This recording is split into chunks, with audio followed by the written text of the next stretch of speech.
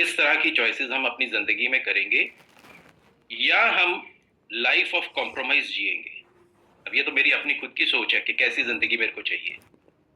And I never believe in compromises. Compromise मुझे बिल्कुल पसंद नहीं है। अपनी खुद की चॉइसेस के साथ और उन चॉइसेस को सही प्रूव करना ही हमारा सबसे बड़ा जो है ना कर्तव्य होना चाहिए for ourselves and for our family. क्योंकि मेरा परिवार, मेरे बच्चे, people around us, everyone is watching us that what we are doing.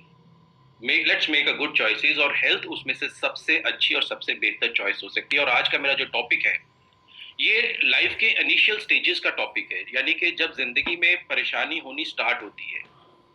We start feeling cramps, we start feeling stiffness, we start feeling frozen, यानी कि हमारे मसल्स जो हैं वो किसी ना किसी क्रैम्प, स्टिफनेस और फ्रोजन का वो शिकार बनना शुरू होते हैं। उसके कई सारे कारण हो सकते हैं, बहुत सारे कारण हो सकते हैं। तो आज उन कारणों को जल्दी से समझते हैं और उन्हीं के ऊपर हम काम करते हैं और उन्हीं को हम इम्प्रूव करने की कोशिश करते हैं। और हर रोज अगर हम ये डिसीजन लें कि मुझे इस चीज के ऊपर अपने लिए अपने आप को बेटर बनाना है, अपने मसल्स को, अपने जॉइंट्स को, अपने ये जो मैं क्रैम्प से मैं अपने आप को बिल्कुल एकदम फ्री कर सकूं, तो यस इट इज पॉसिबल। देखिए, पहले क्रैम्प्स होंगे, फिर स्टिफनेस होगी, और फिर फ्रोजन होगी, और फिर एक ऐसी प्रॉब्लम आएगी कि हम टोटली मेडिकल कंडीशंस पे ही डिपेंडेंट हो जाएंगे। तो उस कंडीशन को आने ही नहीं देना। और ये होता क्यों है? सबसे पहले ये हो क्यों रहा है? यानी कि जब उम्र बढ़ेगी तो ये होना संभाविक है। चेंज ऑफ वेदर में संभाविक है, बॉडी में डिहाइड्रेशन हो रही है, ये संभाविक है। तो इन्हीं तीन चीजों को समझते हुए हमने बॉडी के सिग्नल्स को समझना है। बॉडी सिग्नल हमें क्या दे रही है कि बॉडी के अंदर जो हमारी ब्लड सर्कुलेशन है वो समय के साथ साथ कम हो रही है। और उसके कारण है कि मेरा वर्क पैटर्न ऐसा है कि मेरी सिटिंग जॉब ज्यादा है, मैं ज्यादा बैठता हूँ। आप में से कोई भी सोच सकता है कि आपका वर्क पैटर्न कैसा है। अगर सिटिंग जॉब है, इनएक्टिव लाइफ है, और लाइफ के अंदर पुअर पोस्चर है, तो डेफिनेटली ये पहला कारण बनेगा हमारे क्रैम्प्स का, स्टिफनेस का, और लेटर ऑन फ्रोजन होने का। और जब ये रिड्यूस करेगा, ये ब्लड सर्कुलेशन रिड्यूस करेगी, तो हमारी जितनी भी transportation of oxygen nutrients to muscles है वो डिक्लाइन करने लगेगी, वो डिक्रीज करने लगेगी। और बॉडी के अंदर वेस्ट प्रोडक्ट जो है वो ज्यादा पाइल अप और बिल्टअप होने स्टार्ट होंगे। और जब ऐसा होगा तो हमारे मसल्स टाइट होने लगेंगे, रिजिड होने लगेंगे, पेन फील करने लगेंगे, और वहीं से इसकी शुरुआत होगी। तो पहली स्टेज पे हमें अपनी ब्लड सर्कुलेशन को करेक्ट करना है। कैसे करना है वो आगे चल के देखते हैं। Then lack of movement. जब हमारे बॉडी के अंदर कोई फिजिकल एक्टिविटी नहीं है, मूवमेंट कम है, वो कोई भी कारण बन सकता है, तो उसके गलत नतीजे हमें देखने होंगे। वहां पे क्या होगा कि मसल के अंदर जो फाइबर है वो रिड्यूस करने लगेंगे। हमारे मसल का जो कैप्सूल होता है, कैप्सूल यानी कि हमारे जो फाइब्रोस और साइनोविल का इनर और आउटर जो जो जॉइंट्स होते हैं, बोन्स को जोड़ते हैं, वहां पे जो है वो कमी आने लगती है, वहां पे डिक्लाइन होने लगता है। और वो लैक ऑफ मूवमेंट के कारण हो रहा है। यानी कि कई बार हमें लगता है कि हम बैठे हुए हैं, सब कुछ ठीक है, सब कुछ ठीक नहीं है, हमें अपनी बॉडी को जितनी मूवमेंट चाहिए वो देनी चाहिए। Physical activity is one of the best thing what we can do. साथ ही साथ मसल्स के अंदर इन्फ्लामेशन होना, मसल्स के अंदर कुछ माइनर इंजरी हो जाना और उसको टाइमली हील नहीं करना, और फिर उसके बाद वो जब हील नहीं होगी तो उसके अंदर इलास्टिसिटी रिड्यूस करती चली जाएगी, इलास्टिसिटी कम होती चली जाएगी, और फिर वहीं से स्टिफनेस स्टार्ट होगी, और वहीं से फिर हमारा जो है फ्रोजन प्रॉब्लम स्टार्ट होगी। और फिर जब नर्व्स के अंदर ये कुछ ऐसे कारण हैं जिससे हमारे ये सारी प्रॉब्लम्स अराइज होती है। जब हमारे नर्व्स और मसल्स की कम्युनिकेशन वीक होने लगी है, जब हम मोबाइल सुनते हैं, कई बार होता है ना कि इधर से कोई हेलो कर रहा होता है और उधर से जब बात जो है आवाज नहीं आ रही होती, सामने वाली तरफ से आवाज नहीं आ रही होती। Same goes in our body, कि हमारी नर्व्स और मसल्स के अंदर वो कम्युनिकेशन गैप आ रहा है ड्यू टू विटामिन बी 12 की डेफिशिएंसी के कारण। और फिर वहीं से सर्वाइकल की प्रॉब्लम स्टार्ट होती है और हमारी बॉडी हमें इंडिकेट करने लगती है। और मे बी नर्व्स इश्यू जो लोग डायबिटिक रहते हैं उनको ये ज्यादा होते हैं, उनको अपना ज्यादा ख्याल रखना है, सो दैट उनका ये जो कम्युनिकेशन है वो ठीक से बना रहे। एंड देन अगला जो पांचवा रीजन बनता है दैट इज मेटाबॉलिक या हार्मोनल इम्बैलेंस जो होने लगते हैं बॉडी के अंदर। घुमा फिरा के चीजें वही होती हैं।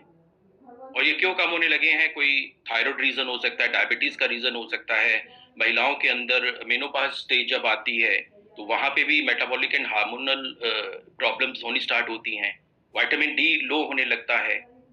साथ ही साथ बॉडी के अंदर जब ये सारी चीजें होंगी, इनबैलेंस होंगे, तो बॉडी अपने आप को ठीक से, हमारे मसल्स जो है अपने आप को ठीक से रिपेयर नहीं कर पाएंगे, फ्लेक्सिबिलिटी हमारी कम होती चली जाएगी। जब ये रिपेयर नहीं करेंगे Recording stopped. तो हमारी रिकवरी जो है वो रिकवरी प्रॉपर नहीं हो पाएगी।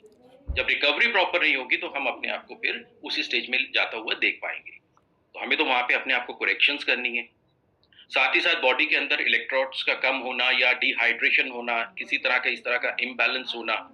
अभी जब हम मॉर्निंग स्टार्ट करते हैं तो मॉर्निंग के अंदर जब सीएमडी लेते हैं तो एक चीज तो हम इंश्योर कर लेते हैं कि हमारी बॉडी को प्रॉपर जो है हाइड्रेशन चाहिए वो मिल रही है। इलेक्ट्रोलाइट्स जो चाहिए वो हमें हमारे 84 मिनरल्स और एल्कलाइन वाटर से मिल रहे हैं, सो दैट हमारे बॉडी को जो रिक्वायर्ड जो है आप कह सकते हो न्यूट्रिएंट्स हैं, लाइक पोटेशियम, सोडियम या मैग्नीशियम, ये मिलता रहे प्रॉपर मात्रा में। तो वो डिहाइड्रेशन नहीं होगी तो हम ठीक रहेंगे। साथ ही साथ अगर बात करें हमारा पोस्चर, यानी कि जो लोग वर्किंग है या मोबाइल ज्यादा यूज करते हैं या लैपटॉप पे बैठते हैं, तो रॉन्ग पोजीशंस में जब हम काम करते हैं तो वहां पे ये प्रॉब्लम बननी स्टार्ट होती है, और फिर स्ट्रेस होना, इमोशनल जो है बहुत ज्यादा स्विंग्स होना, ये भी एक रीजन बन जाता है। एंड खास करके जब उम्र बढ़ती है तो वहां पे कोलेजन का कम होना, हमारे पास कोलेजन तो है ही है पीने को, तो हम उससे करेक्शन कर सकते हैं। मसल मास का कम होना, तो हम उसके लिए मसल एक्सरसाइज, स्ट्रेंथन एक्सरसाइज, और कई बार मैंने ये भी देखा है कि बढ़ती उम्र में लोग मसल एक्सरसाइज कहते हैं कि अब इसकी मुझे जरूरत नहीं है, कहीं प्रॉब्लम ना हो, वहीं पे जरूरत है।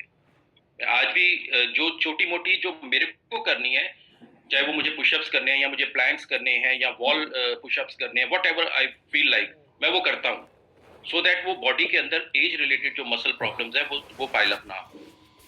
एंड अगर ये होने लगी है और सही समय पे हमने इसका सही इलाज नहीं ढूंढा, तो डेफिनेटली हम फ्रोजन की तरफ बढ़ जाएंगे और फिर हमें मेडिकल कंडीशन की तरफ ही जाना पड़ेगा। लेकिन उससे पहले ही हम अपने लाइफस्टाइल, अपने न्यूट्रिशन, अपने सप्लीमेंट, अपनी फिजिकल एक्टिविटी, हमारी हाइड्रेशन से अगर इसको करेक्ट कर पाए तो हम उसको भी कर सकते हैं। अच्छी बात यह है कि हम उसको करेक्ट कर सकते हैं। इसकी फाउंडेशन कैसे बनेगी? एवरी मॉर्निंग 7 AM हम इसकी फाउंडेशन रखते हैं, यानी कि हमें जो पर्याप्त मात्रा में जो फिजिकल एक्टिविटी चाहिए वो हर सुबह आके हम यहाँ पे करते हैं, और वही हमें करना है कि हम अपना आधा घंटा की एक्सरसाइज करें। उससे पहले या उसके बाद अगर आपको लगे तो आप वॉक पे जाएं, आधे घंटे की वॉक मॉर्निंग में कर लें, आधे घंटे की वॉक इवनिंग में कर लें। लाइफ और हमारे मसल्स बिल्कुल अपने आप को फिट फील करेंगे। और वी इवनिंग में जब खाना खा लेते हैं उसके कुछ मिनट बाद भी हमें वॉक 5-10 मिनट की, 10 मिनट की जरूर करनी चाहिए। अपने स्लीप रूटीन को प्रॉपर रखें, अपने मसल्स को स्ट्रेंथन करने के लिए, उसको मौका देने के लिए कि अपने आप को रिकवर कर पाए। और फिर जब हम सो रहे हैं तो एक सही पोस्चर में अपनी नींद को पूरा करना। कई बार हमारे पोस्चर्स खराब होते हैं जिसके कारण अगेन फिर वो प्रॉब्लम होने लगती है। सुबह उठते हैं तो हमें लगता है कि कमर में स्टिफनेस आ रही है, वो पोस्चर के कारण है। हमें उन पोस्चर्स को डेवलप करना है, ये कॉमन प्रॉब्लम्स है। डेली हैबिट्स के अंदर हमें अपने आप को और ज्यादा बेटर करना, राइट। और साथ ही साथ एंटी इन्फ्लामेटरी जो हमारे न्यूट्रिशंस हैं उसको अपनी जिंदगी में ऐड ऑन करना।